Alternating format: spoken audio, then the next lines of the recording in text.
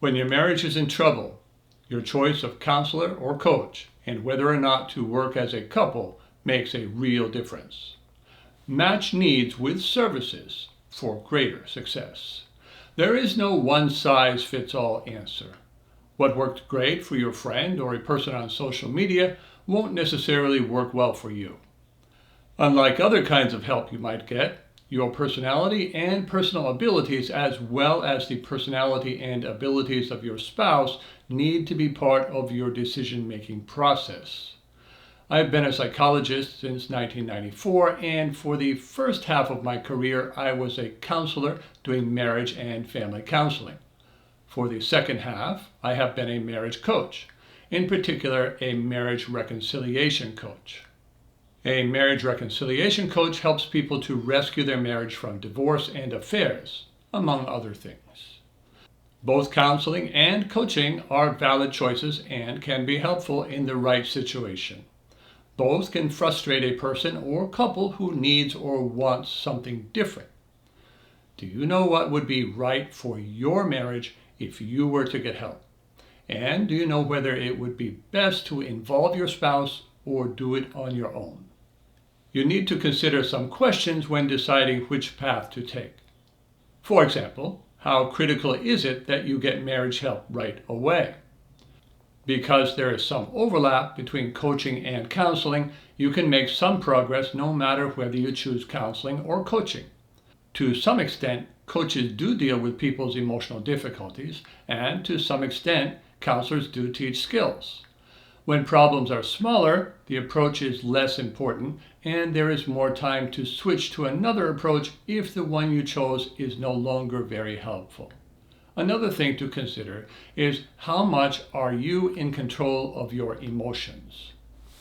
If your feelings can erupt at any moment and derail a behavioral approach, coaching will just stress you out more. On the other hand, if you really need to and can follow a step-by-step skills approach, counseling would be a frustrating experience.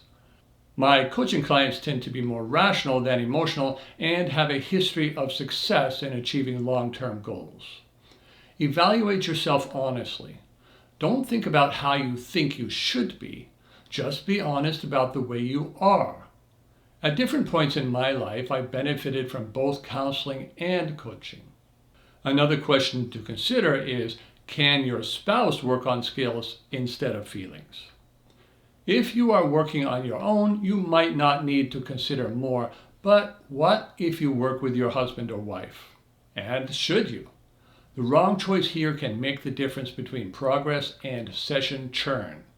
That's when you are doing the same thing in every session while not getting improvement outside the sessions. Involving your spouse has some of the same considerations as working on your own. If your spouse cannot push past their emotions to work on skills, couples coaching will not be helpful. They will want to spend the session talking about problems rather than skills and solutions. They will want emotional validation more than they want skills. And they will want a counselor who can help them feel heard by their spouse. Does your spouse actually want to work with you? A motivated spouse is cooperative and can make it easier to apply what you learn in sessions to what is going on at home. On the other hand, an unmotivated spouse is critical, foot-dragging, and can stall progress altogether. Don't even think about pressuring your spouse to go to counseling or coaching. That would not be helpful. It only takes one motivated person to improve a relationship, though two motivated people can improve faster. One motivated person working with one unmotivated person can be a recipe for creating an amicable divorce. If your spouse wants to go to counseling or coaching with you, include him or her as a trial that lasts only as long as progress does. If your spouse is willing but not wanting to go to counseling or coaching, don't include your spouse until he or she wants to. But don't let it stop you from going on your own. It may be just what your spouse is hoping. Besides emotional control, do you have strong beliefs about the primacy of skills or insight?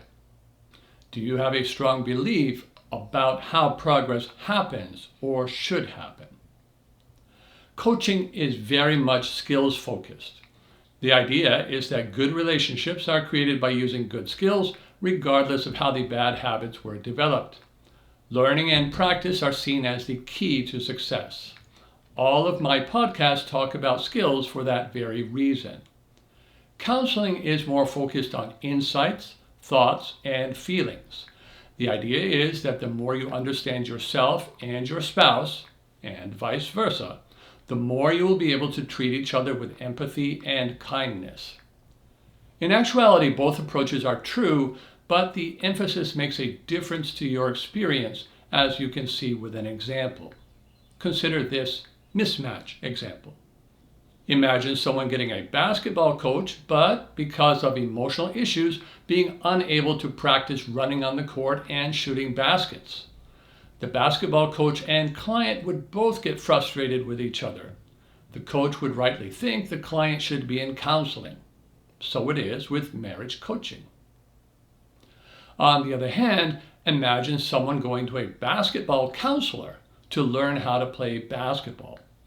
They would spend a lot of time talking about their basketball difficulties, get a lot of support and some general advice, but no specific instruction on how to hold the ball or shoot baskets accurately.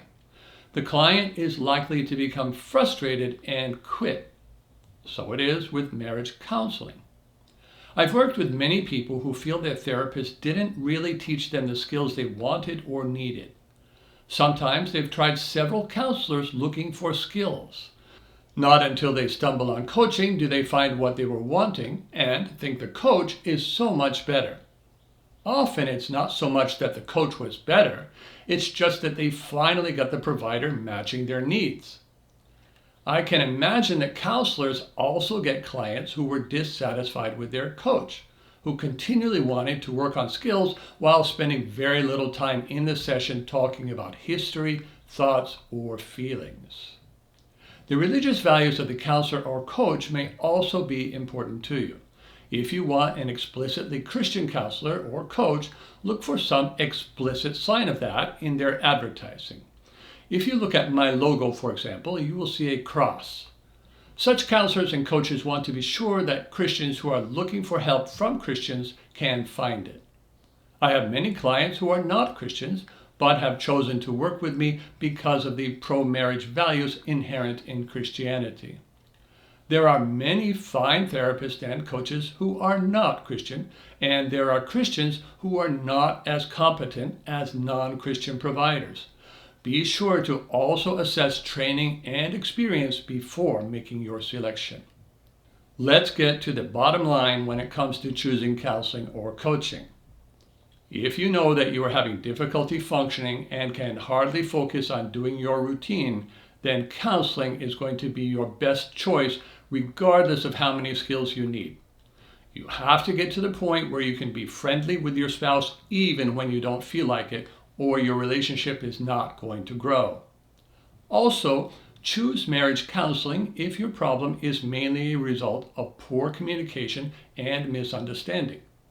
Counselors do have skills for teaching people to clearly communicate their feelings and listen to their spouse.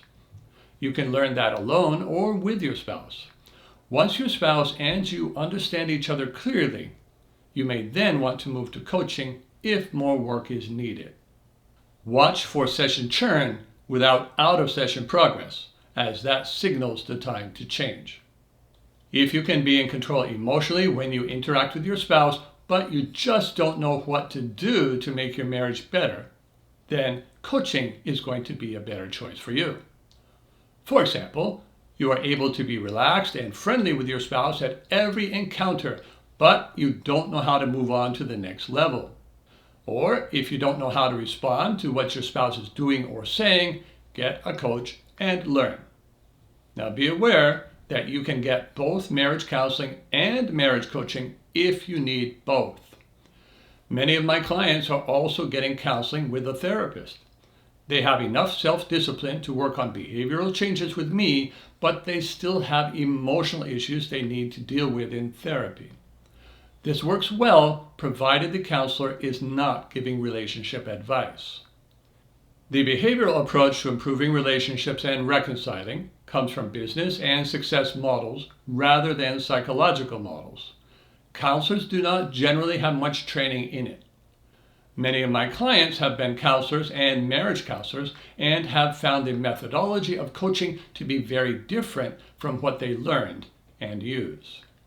Also consider whether time and cost matter in your decision. Counseling can very easily mean more than a year of sessions.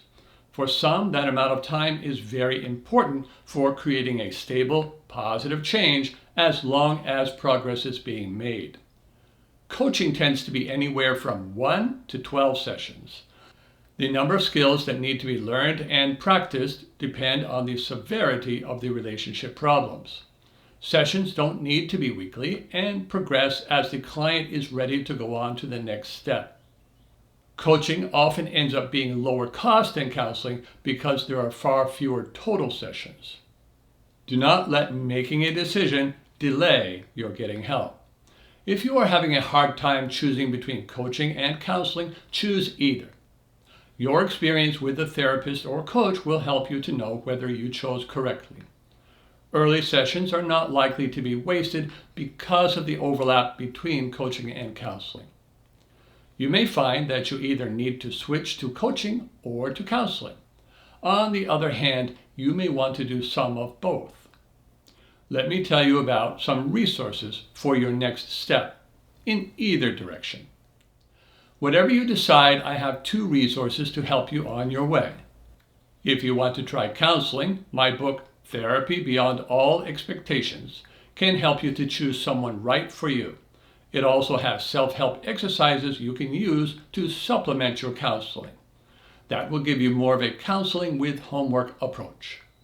If you think that coaching is a better choice for you, then I have consultations and 5 coaching packages from which to choose. Each package has a set of skills that will help you to reach your marriage goals in a skills learning way.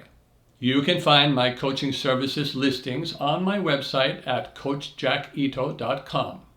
Go to my contact page if you have any questions or are unsure if coaching is a good match for your situation. It's a good place to start if you are feeling stuck in indecision.